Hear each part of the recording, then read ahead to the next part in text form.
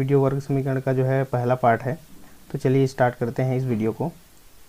तो चूँकि वर्ग समीकरण का जो इंग्लिश नाम है वह क्वाड्रेटिक है और यह क्वाड वर्ड से बना हुआ है, जिसका मतलब होता है स्क्वायर, और स्क्वायर का जो हिंदी अर्थ होता है वह वर्ग होता है।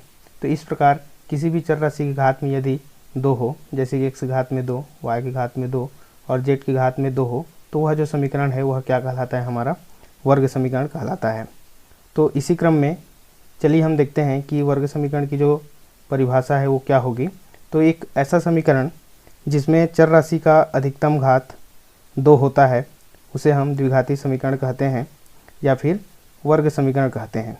बात को ध्यान देंगे, इस परिभाषा में हमने सबसे ज़्यादा जो जोर डाला है वो है अधिकतम घात 2।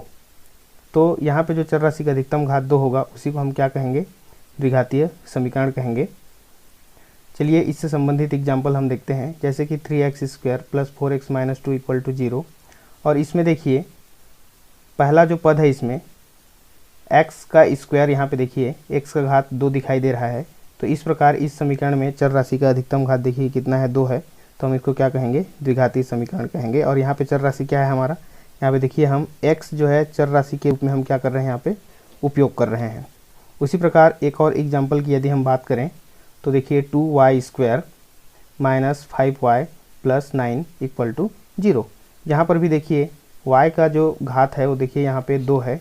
तो ये भी समीकरण हमारा क्या है, वर्ग समीकरण है। और ध्यान देंगे यहाँ पे जो समीकरण होगा उसमें x² का जो गुणांक है वो कभी भी शून्य नहीं होना चाहिए। इसको भी आप लोगों को ध्यान देना है कि जहाँ पर भी x² होगा वो वाला पद, उसका जो गुणांक होगा, जैसे यहाँ पे 3 है, यहाँ पे 2 है, वो कभी भी क्या नहीं होना चाहिए, शून्य नहीं होना चाहिए। तभी जाके हम कहेंगे कि ये जो दिया गया समीकरण है वो क्या है, द्विघातीय समीकरण है। तो आगे हम देखते हैं कि इसका जो स्टैंडर्ड फॉर्म होता है, व्यापक रूप होता है वर्ग समीकरण को, वो क्या है।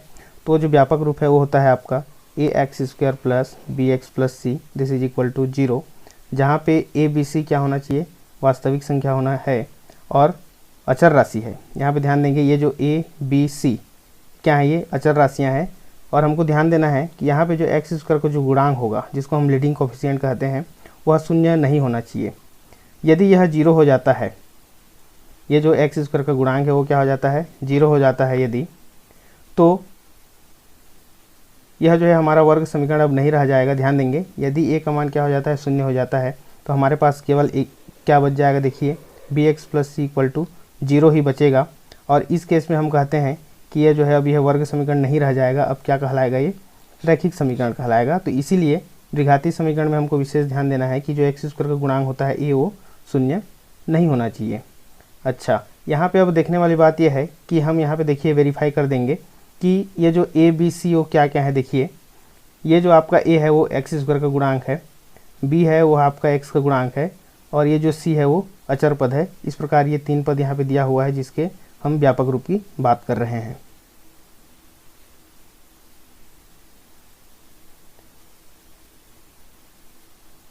तो आगे हम देखेंगे कि वर्ग समीकरण के जो कुछ उदाहरण किस प्रकार हैं, जिसको हम पहचाने कि वर्ग समीकरण किस प्रकार के होंगे। तो देखिए 7x² + 10x + 9 = 0। और यहाँ पे जो हम व्यापक रूप में a b c की जो बात कर रहे हैं तो उसको भी हम तुलना कर लेते हैं। यहाँ पे देखिए इस समीकरण में a का जो होता है वो x² का गुणांक होता है, तो मान कितना दिया हुआ है, देखिए यहाँ पे 7 दिया हुआ है। x का गुणांक जो है क्या होता है, वो b होता है, और वो वैल्यू हमको कितना दिया हुआ है, 10 दिया हुआ है। उसी प्रकार जो अचर पद है c, उसका मान कितना दिया हुआ है, 9 दिया हुआ है। एक और एग्जाम्पल की बात करते हैं, x² - 3x = 0। और यहाँ पे देखिए x² का गुणांक देखिए यहाँ पे कुछ भी नहीं है, लेकिन क्या लिखेंगे, उसको हम 1 लिखेंगे। कुछ भी गुणा में नहीं है अर्थात उसका मतलब 1 है। और x के गुणांक को हम b लेते हैं, तो यहाँ पे देखिए वो मान कितना है, -3 है। और चूंकि यहाँ पे तीसरा पद उपस्थित नहीं है तो c का मान यहाँ पे हम क्या लेके चलेंगे, 0 लेकर चलेंगे। एक और एग्जाम्पल देखते हैं, चेक करना है कि वर्ग समीकरण है या नहीं। तो देखिए यहाँ पे हमने एक एग्जाम्पल लिया है 3x - 5 = 0। और वर्ग समीकरण के डेफिनेशन के हिसाब से यहाँ पे देखिए x² वाला पद यहाँ पे उपस्थित नहीं है, तो हम कहेंगे कि यह जो है एक वर्ग समीकरण नहीं है। क्यों नहीं है, क्योंकि इसमें जो x² का जो पद है वो यहाँ पे क्या है, अनुपस्थित है। या फिर कहें a जो गुणांक दिख रहा है, x² का जो गुणांक a होना चाहिए वो क्या है, यहाँ पे 0 है। तो देखिए ये जो वर्ग समीकरण है उसको हम इस प्रकार भी लिख सकते हैं 0 into x square plus 3x minus 5 this is equal to 0। और यहाँ पे देखिए एक्स स्क्वायर गुणांक क्या हो जा रहा है हमारा 0 हो जा रहा है, जो कि शून्य नहीं होना चाहिए, तभी हम उसको क्या कहेंगे, ये वर्ग समीकरण है। कुछ वर्ग समीकरण जो है उसके व्यापक रूप में जो कि क्या होता है A X square plus B X plus C equal to 0 होता है, उस पद फॉर्म में नहीं होता, जिनको हमें क्या करना पड़ता है वर्ग समीकरण के फॉर्म में कन्वर्ट करना पड़ता है उसके व्यापक रूप में। तो चलिए उस टाइप के भी कुछ एग्जाम्पल की चर्चा करते हैं यहाँ पे। जैसे कि 2x square equal to 5x minus 3। चूँकि व्यापक रूप में हमने देखा कि पूरे पद लेफ्ट साइड में और इक्वल टू क्या होता है 0 होता है, तो इसको हमको एक स्टेप और आगे हल करेंगे। ये जो आपका 5x माइनस 3 दिख रहा है उसको हम लेफ्ट तरफ क्या कर देंगे, पक्षांतर कर देंगे, तो वो जो पद होगा हमारा क्या कहलाएगा, आपका वो व्यापक रूप कहलाएगा। तो देखिए क्या होगा 2x स्क्वायर 5x को पक्षांतर करेंगे तो ये माइनस 5x और माइनस 3 को पक्षांतर करेंगे तो plus 3 this is equal to 0। तो ये जो पद मिला ये क्या कहलाएगा, हमारा वर्ग समीकरण का व्यापक रूप कहलाएगा। कुछ और एग्जाम्पल्स देखते हैं जिसको हमें व्यापक रूप में बदलना पड़ता है।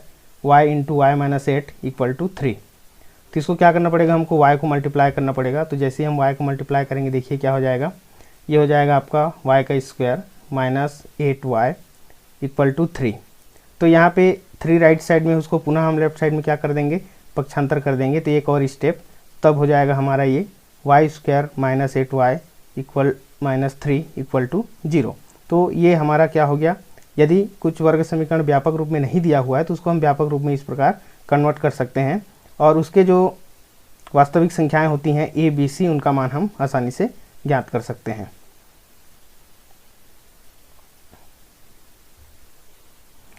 आगे हम वर्ग समीकरण के हल की बात करते हैं, और इसी हल को हम क्या कहते हैं, वर्ग समीकरण का मूल भी कहते हैं, रूट्स भी कहते हैं। क्योंकि चर राशि का घात जितना होगा उतने ही उस समीकरण का क्या मिलता है, हमको हल प्राप्त होता है। तो वर्ग समीकरण का भी हमको क्या मिलेगा, 2 हल प्राप्त होंगे, क्योंकि घात में 2 है। तो चलिए देखते हैं कि हम हल किसे कहेंगे।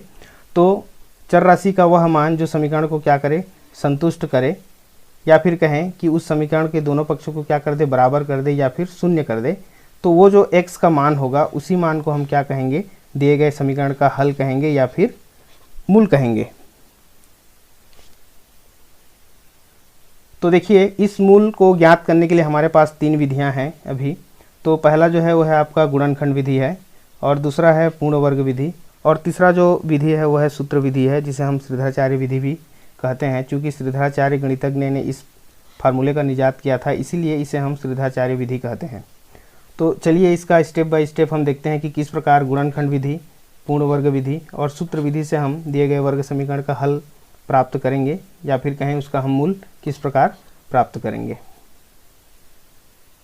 तो पहला हम जो देख रहे हैं वो है गुणनखंड विधि, फैक्टराइजेशन मेथड। और इस गुणनखंड विधि में हम देखेंगे कि दिए गए द्विघातीय वर्ग समीकरण का हम मध्य पद को तोड़कर गुणनखंड कैसे करें, मध्य पद को तोड़कर, स्प्लिटिंग मेथड। ऑलरेडी मैं द्विघाती बहुपद के मध्य पद को तोड़कर गुणनखंड करने का एक वीडियो अपलोड कर चुका हूं, जिसमें बहुत ही विस्तृत से उसका उदाहरण प्रस्तुत किया गया है, साथ ही साथ बहुत ही विस्तार से समझाया गया है। तो चलिए एक एग्जांपल देखते हैं। समीकरण 6x square plus 7x plus 2 equal to 0 का गुणनखंड करके हल ज्ञात कीजिए। तो हल में देखिए हमारा जो प्रश्न दिया हुआ है उसको एक बार हम नोट कर लेते हैं। 6x square plus 7x plus 2 equal to 0। तो यहाँ पे देखिए इस समीकरण का जो मध्य पद है वो है हमारा 7x है, और इस 7x को हमको 2 अलग अलग भागों में तोड़कर इसका क्या करना है, सर्वप्रथम गुणनखंड करना है, उसके बाद इसका हमको हल प्राप्त होगा। तो गुणनखंड ज्ञात करने के लिए जो सबसे महत्वपूर्ण बात है वो क्या है कि हमको ऐसी 2 संख्याओं का चयन करना है जिनका योग क्या हो, x के गुणांक के बराबर होना चाहिए। x का गुणांक देखिए यहाँ पे क्या है, 7 है, और इन्हीं 2 संख्या जो हम a और b यहाँ पे चयन किए हैं, इन्हीं 2 संख्याओं का यदि हम क्या कर दें, गुणा कर दें, तो क्या मिलना चाहिए, ये जो अचर पद है 2 और x स्क्वायर का जो गुणांक है 6, इनके गुणनफल के बराबर होना चाहिए। अर्थात 2 गुणित 6 यदि हम करते हैं तो कितना मिलना चाहिए, हमको 12 मिलना चाहिए। 2 संख्याएं हम चयन करेंगे जिनका योग कितना हो, 7 हो, और उन्हीं 2 संख्याओं को यदि हम गुणा करें तो कितना मिलना चाहिए, 12 मिलना चाहिए। ऐसी 2 संख्याएं हम चयन करते हैं। तो वो जो 2 संख्याएं हैं देखिए वो संख्याएं क्या क्या हैं, 4 और 3 है। देखिए 4 और 3 को यदि हम जोड़ते हैं तो हमको 7 मिलेगा, और इन्हीं 4 और 3 को यदि हम गुणा कर दें तो देखिए क्या मिल जाएगा, हमको 12 मिल जाएगा। तो इस प्रकार 7x को हम 4 और 3 के फॉर्म में क्या कर देंगे, स्प्लिट कर देंगे। तो आगे देखते हैं इसका हल।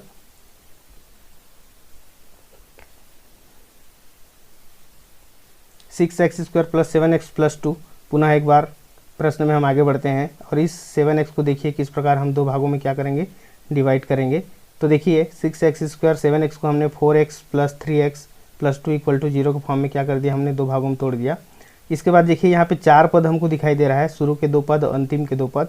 इन्हीं दो पदों को हम क्या कर लेते हैं, फिर से क्या कर लेते हैं, उसका जोड़ा बना लेते हैं। तो जोड़ा बनाने के बाद देखिए क्या हो जाएगा, आपका 6x square plus 4x plus 3x plus 2 equal to 0। इस प्रकार हमको ये इस प्रकार पहला जोड़ा और ये दूसरा जोड़ा मिल गया। अब इन दोनों में हम क्या करेंगे, जो पद उभयनिष्ठ है उसको हम क्या करेंगे, बाहर निकाल देंगे। तो पहले 2 पदों में देखिए क्या उभयनिष्ठ आ रहा है, पहले तो हमारा x जो है कॉमन निकल आएगा, उसके बाद 2 कॉमन निकल रहा है इसमें। तो कॉमन निकालेंगे 2x, तो देखिए क्या बचेगा, यहाँ पे बच जाएगा 3x प्लस वहाँ पे बच जाएगा 2। अगले में देखिए क्या निकल रहा है, कॉमन 1 कॉमन निकल रहा है और क्या बचेगा 3x प्लस 2 और दिस इज इक्वल टू 0। इस प्रकार दोनों जोड़ा में देखिए 3x plus 2 3x plus 2 same value क्या हो रहे हैं, कॉमन निकल रहे हैं। उन दोनों को हम पुनः एक बार क्या कर देंगे, बाहर निकाल देंगे।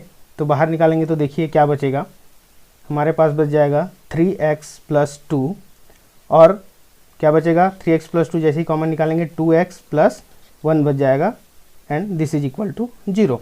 और हम जानते हैं कि यदि दो संख्याओं का गुणनफल यदि क्या मिल रहा है, 0 मिल रहा है, तो इसमें तो या तो पहला पद 0 होगा या फिर दूसरा पद 0 होगा। इसी आधार पे हम आगे इसको हल करेंगे।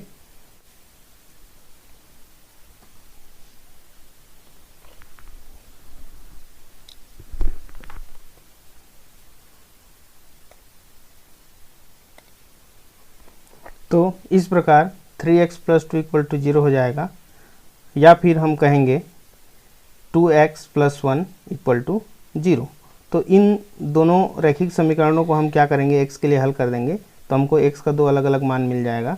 तो पहला हल जो होगा वो होगा आपका कि यदि हम +2 को राइट ओर पक्षांतर कर दें तो आपका -2 हो जाएगा और इस प्रकार हमको x का मान मिल जाएगा -2/3।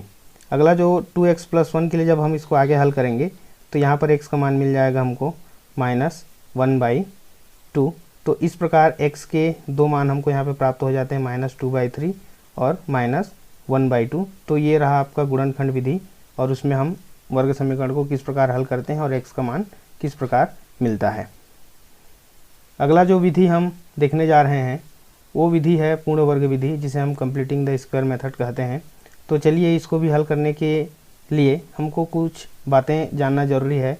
और चूँकि हम बीजगणितीय सर्वसमीका पहले से जानते हैं और बीजगणितीय सर्वसमीका में पहला नंबर और दूसरा नंबर जो है बहुत ही महत्वपूर्ण है। और पहला जो है आपका a प्लस बी का whole square A square plus 2ab plus B square और दूसरा नंबर a माइनस बी का whole square equal to A square minus 2ab plus B का स्क्वायर। तो इस प्रकार जो पहला जो सर्वसमीका है देखिए उसको लिखने का ढंग यदि हम बदल दें इस प्रकार, तो जो राइट साइड है उसको हम लेफ्ट साइड में लिख सकते हैं इस प्रकार। या फिर कहें यदि कोई पद a square plus 2ab plus B square के फॉर्म में है तो उसको हम a प्लस बी का होल स्क्वायर लिख सकते हैं। उसी प्रकार दूसरा सर्वसमीका को भी यदि a square minus 2ab plus B square के रूप में कोई पद मिलता है तो उसको हम a माइनस बी का होल स्क्वायर लिख सकते हैं। तो चलिए एक एग्जाम्पल पे बात करते हैं कि उसको पूर्ण वर्ग विधि से हम कैसे हल करें। तो प्रश्न है वर्ग समीकरण x square plus 6x equal to 0 को पूर्ण वर्ग विधि से हल कीजिए। तो हल में सर्वप्रथम हम प्रश्न को एक बार लिख लेते हैं। तो ये जो x square plus 6x equal to 0, तो यहाँ पे देखिए ये जो 6x दिख रहा है, इसी 6x को हम क्या करेंगे, गुणनखंड करेंगे, जो कि हमारा सर्वसमीका के हिसाब से 2ab वाला पद बनने वाला है। और यहीं से हम a और b दोनों क्या करेंगे, आइडेंटिफाई करेंगे। तो चूंकि पहला वाला जो पद है हमारा वो आपका a का स्क्वायर के रूप में रहेगा प्लस 2ab। ध्यान दीजिए जब हम 2 और 3 को क्या करेंगे, गुणा करेंगे तो पुनः हमको क्या मिल जाएगा, 6x मिल जाएगा। तो सर्वसमीका के ऑलरेडी फार्मूले में ही 2 दिख रहा है हमको, तो ये हमने 2 ले लिया। उसके बाद a की जगह में x आ गया और b की जगह में कितना आ गया, 3 आ गया। लेकिन हमको इसको a प्लस बी के होल स्क्वायर के फॉर्म में कन्वर्ट करना है। तो ध्यान दीजिए b का वर्ग होना भी क्या है, आवश्यक है। और b की जगह में क्या आ रहा है, 3 आ रहा है। तो देखिए ये जो 3 दिख रहा है तो उसको हम क्या करेंगे, b का वर्ग होना चाहिए। तो हम t का वर्ग क्या करेंगे, 3 का वर्ग लेफ्ट साइड में क्या कर दिएंगे, यहाँ पर ऐड कर दिए। और मीनिंग ना बदले करके हम राइट साइड में भी 3 का वर्ग क्या करेंगे, ऐड कर देंगे। बात को ध्यान देंगे, जितना भी वैल्यू हम लेफ्ट साइड में ऐड करेंगे उतना ही वैल्यू हम राइट साइड में भी ऐड करेंगे ताकि मीनिंग ना बदले। तो इस प्रकार देखिए ये जो वैल्यू दिख रहा है आपका x² प्लस 2x3 प्लस 3 का स्क्वायर, ये आपका a² plus 2ab plus b के स्क्वायर के फॉर्म में हो गया। तो इसको हम लिख सकते हैं x प्लस 3 का होल स्क्वायर, और राइट साइड में आपका 3 तिया 9। तो ये जो वर्ग है यदि हम राइट साइड ले जाएं तो वर्गमूल में कितना हो जाएगा, 9 हो जाएगा। और हम वर्गमूल के पहले हमेशा प्लस माइनस लेते हैं, और इसको जब हम आगे एक स्टेप और हल करते हैं तो x प्लस 3 इक्वल टू कितना हो जाएगा, प्लस माइनस 3 हो जाएगा, क्योंकि 9 का वर्गमूल कितना मिल जाएगा हमको, 3 मिल जाएगा। अब ये जो x को हल करने के लिए हम क्या करेंगे, प्लस 3 को राइट साइड पक्षांतर कर देंगे, तो हमारा जो पद मिलेगा वो क्या होगा, प्लस माइनस 3 माइनस 3, प्लस को पक्षांतर करेंगे कितना हो जाएगा, ये आपका माइनस हो जाएगा।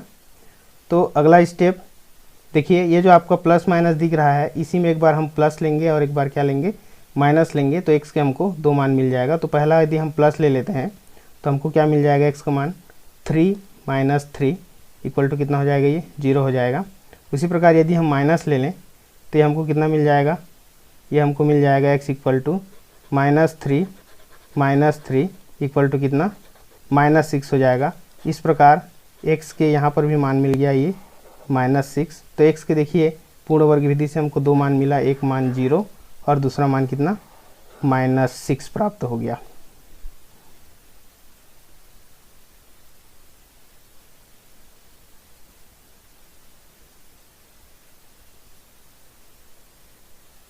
अगला जो हमारा टॉपिक है वो है सूत्र विधि है, श्रीधराचार्य विधि है। तो इस सूत्र विधि को जानने के लिए पहले हम व्यापक रूप से स्टार्ट करते हैं कि यदि हमारा वर्ग समीकरण जो है ax² plus bx plus c equal to 0 के फॉर्म में है, जहाँ पे a b c क्या है, वास्तविक संख्याएं हैं, और a जो है शून्य नहीं होना चाहिए, तब जो है श्रीधराचार्य ने x को ज्ञात करने के लिए एक फार्मूला दिया, x equal to minus b plus minus under root में b² minus 4ac upon 2a। अब यहाँ पे ध्यान देंगे, पुनः ये जो a दिख रहा है वो x² का गुणांक है, b है वो आपका x का गुणांक है, और ये जो c है वो अचर पद है। क्योंकि इस फार्मूले देखिए, दिए गए वर्ग समीकरण को व्यापक रूप में कन्वर्ट करने के बाद a b c के मान को हम आइडेंटिफाई करेंगे, और इस फार्मूले में केवल a b c का हम मान रखेंगे और हल करेंगे तो हमको x का मान मिलता जाएगा। तो यहाँ पे देखिए ये जो प्लस माइनस दिख रहा है वर्गमूल के पहले, ये जो एक बार जब प्लस लेंगे तो x का एक मान मिलेगा, और जब माइनस लेंगे तो x का एक और मान मिलेगा। तो जैसे हम प्लस लेते हैं तो देखिए क्या मिलेगा, minus b plus under root में b² माइनस 4ac अपॉन में 2a। तो ये जो है समीकरण का जो पहला हल है, तो इसको हम समीकरण का पहला मूल भी कह सकते हैं, और इस पहले मूल को अल्फ़ा से क्या किया जाता है, रिप्रेजेंट किया जाता है। इसको हम क्या पढ़ते हैं, इसको हम पढ़ते हैं अल्फ़ा। उसी प्रकार यदि हम माइनस चिन्ह लें वर्गमूल के पहले, देखिए जो प्लस माइनस है उसमें यदि हम माइनस चिन्ह लें तो हमको समीकरण का एक और हल प्राप्त होता है, x equal to minus b minus under root में b² minus 4ac upon 2a। और इसी हल को हम समीकरण का दूसरा मूल भी कहते हैं, जिसे हम इस प्रकार बीटा से क्या करते हैं, रिप्रेजेंट करते हैं। तो चलिए सूत्र विधि से हम वर्ग समीकरण का हल कैसे करें उसका एक हम एग्जाम्पल देखते हैं यहाँ पे। तो जो प्रश्न होगा वो है कि वर्ग समीकरण 9x² plus 7x minus 2 equal to 0 को सूत्र की सहायता से हल कीजिए। श्रीधराचार्य विधि से हल कीजिए। दोनों तरफ से प्रश्न पूछ सकता है, चाहे सूत्र विधि से कहे या फिर श्रीधराचार्य विधि से कहे। तो चलिए हल में हम क्या करते हैं कि ये जो वर्ग समीकरण है 9x² प्लस 7x माइनस 2, उसका हम वर्ग समीकरण का जो व्यापक रूप होता है क्या होता है, ax² plus bx plus c equal to 0 से क्या कर देते हैं, पहले हम तुलना कर देते हैं। देखिए ताकि हम a b c का अलग अलग हम मान निकाल सकें, इसलिए प्रश्न के जस्ट नीचे में व्यापक रूप को भी लिखा गया है ताकि हम तुलना कर सकें। तो यदि हम तुलना करें तो देखिए a की जगह हम क्या दिख रहा है, हमको 9 दिख रहा है, तो a का मान 9 लिखेंगे हम। b का मान देखिए कितना दिख रहा है, 7 दिख रहा है, और c का मान कितना, -2। हमको चिन्ह सहित लेके चलना है। तो इस प्रकार a b c तीनों का मान मिल गया। अब चूंकि श्रीधराचार्य विधि से हम जानते हैं कि x का जो मान होता है वो क्या होता है, -b plus minus under root b square minus 4ac upon 2a।